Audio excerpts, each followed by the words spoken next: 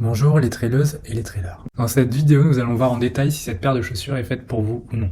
Avant de commencer, je vous rappelle que vous avez le lien de la chaussure dans la description avec un code promo de 15% pour ceux qui seraient intéressés. La Scott Supertrac RC3 arrive avec l'ambition claire de repousser les limites d'une gamme déjà reconnue pour ses performances en terrain technique. La marque qui a marqué des esprits avec la célèbre Supertrac RC2 propose aujourd'hui une version annoncée comme plus précise, plus dynamique et plus aboutie. Dans un catalogue où se côtoient déjà l'Ultra Carbon RC, la Kinabalu ou encore la Supertrac classique, je me suis demandé si Scott allait capitaliser sur un succès éprouvé ou oser une vraie rupture technologique. Pour le savoir, je me suis rendu sur le terrain, prêt à explorer chaque détail de cette évolution annoncée. La Scott Supertrac RC3 s'adresse clairement à un public confirmé voire expert, celui qui maîtrise déjà les contraintes du trail technique et recherche une paire réactive, précise et capable de soutenir un rythme élevé sans compromis. J'ai ressenti cette exigence dès mes premières sorties, notamment lors d'un enchaînement de crêtes rocailleuses où la précision de pose m'a rappelé pourquoi cette gamme RC occupe une place si particulière dans l'univers du trail performance. Type de foulée. La foulée visée est neutre, une caractéristique cohérente pour une chaussure aussi minimaliste dans son approche biomécanique. Je le souligne car si vous avez tendance à prôner ou supiner fortement, vous pourriez manquer de correction latérale, mais si vous recherchez une liberté totale d'appui pour optimiser votre propre technique naturelle, vous serez immédiatement à l'aise. Distance. Côté distance, la Supertrac RC3 excelle sur les formats courts à intermédiaires, de 10 km aux 50 km selon votre expérience et vos préférences. Personnellement, je la trouve idéale jusqu'à environ 30 km lorsque le terrain devient vraiment cassant, car son profil léger et son amorti mesuré privilégient la performance plutôt que la protection de longue durée. Cependant, certains experts l'ont poussée jusqu'à 50 miles, preuve que bien maîtrisée, elle reste étonnamment capable. Surface. Quant à la surface, la chaussure s'illustre avant tout sur les sentiers techniques, notamment les singles étroits, les zones rocheuses, les parties pentues et instables, les terrains gras mais non marécageux, les environnements alpins, où l'accroche doit être immédiate et multidirectionnelle. C'est sur ces terrains que je me suis senti le plus en confiance, notamment lors d'une sortie rapide sur un sol mêlant feuilles mortes, racines et cailloux instables. Sur route ou piste compacte, en revanche, elle perd de son intérêt, son profil étant vraiment conçu pour la technicité pure.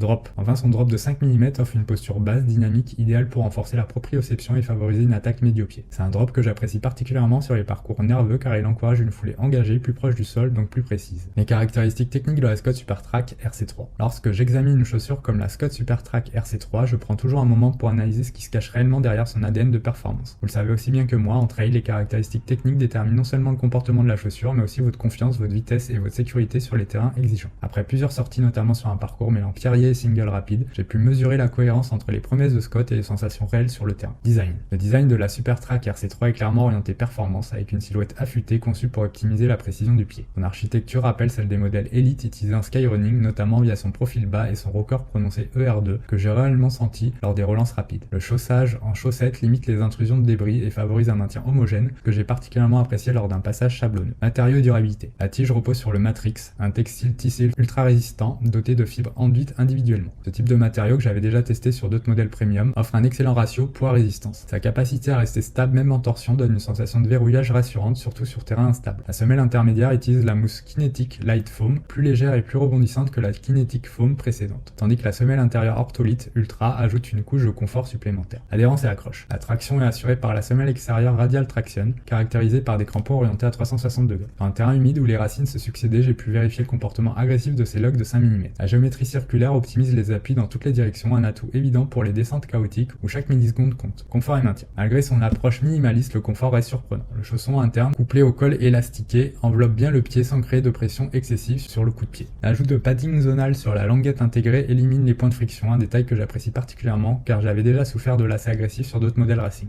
Amorti et dynamisme. L'amorti assuré par la Kinetic Light Foam offre un ressenti à la fois ferme et dynamique. J'ai ressenti une belle absorption des impacts sur les terrains rocheux sans effet marshmallow qui pourrait nuire à la stabilité. La semelle affiche une hauteur approximative d'environ 20 mm au talon et 15 mm à l'avant-pied, sur un drop contenu de 5 mm propice à une foulée engagée. Stabilité et sécurité. La stabilité repose ici davantage sur la construction et la proximité de sol que sur des renforts mécaniques. Grâce au profil bas, à la tige matrix et à l'enveloppe collée autour du médio-pied, je me suis senti précis dans les appuis même sur des dévers prononcés. Toutefois, si vous recherchez une stabilité corrective ou un haut niveau de guidage, ce n'est pas le modèle le plus adapté. Légèreté et performance. Avec 229 grammes en taille 42 chez les hommes, la Supertrac RC3 se positionne clairement dans la catégorie des chaussures rapides. Cette légèreté se ressent immédiatement dès les premières foulées, facilitant les relances notamment sur les segments explosifs que j'aime travailler lorsque je manque de temps pour une sortie longue. Rapport qualité-prix. Proposée autour de 150 €, la Scott Supertrac RC3 se situe dans une fourchette cohérente pour une chaussure orientée performance pensée pour les terrains techniques et les sorties rapides. Je trouve qu'il s'agit d'un investissement raisonnable au vu des matériaux haut de gamme, notamment le Matrix et la mousse Kinetic Light Foam, qui sont habituellement associés à des modèles plus onéreux. Toutefois, son caractère très spécialisé limite sa polyvalence. Si vous recherchez une paire unique pour toutes vos sorties, ce modèle ne sera pas le plus adapté. En revanche, si votre objectif est d'améliorer vos performances sur des parcours techniques, alors ce tarif me semble pleinement justifié, voire avantageux compte tenu de la durée de vie prévisible de la tige et de la semelle extérieure. Comparatif avec d'autres modèles de chaussures de trail. Lorsque je replace la Scott Supertrac RC3 dans son environnement concurrentiel, je constate immédiatement qu'elle occupe une position très spécifique, centrée sur la technicité, la précision et la légèreté.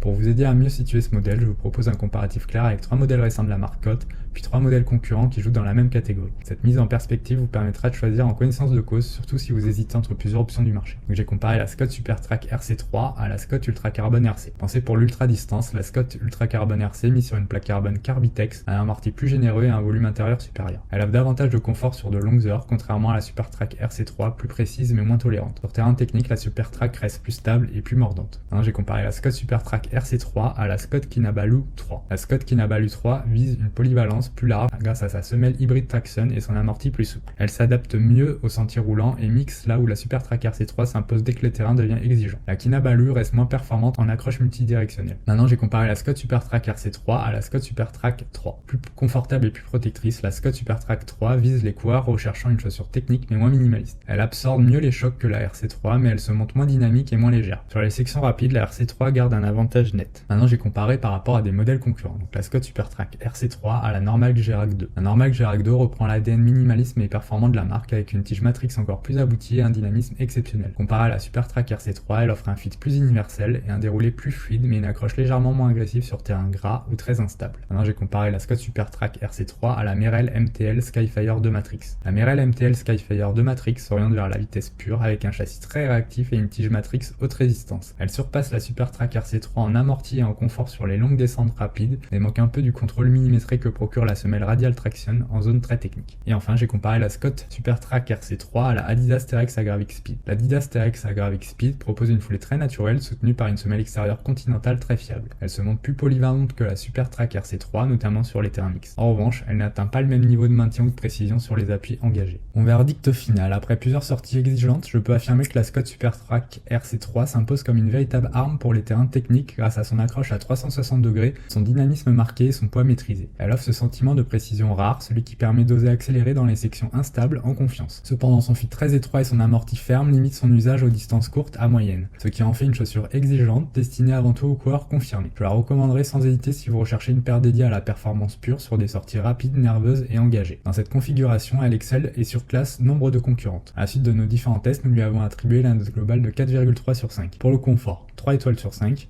Adhérence 5 sur 5, dynamisme 5 étoiles sur 5 et protection et maintien 4 étoiles sur 5. Je vous rappelle que vous avez un code promo dans la description de 15%, donc n'hésitez pas à en profiter pour votre prochain achat. À bientôt pour une prochaine vidéo, au revoir.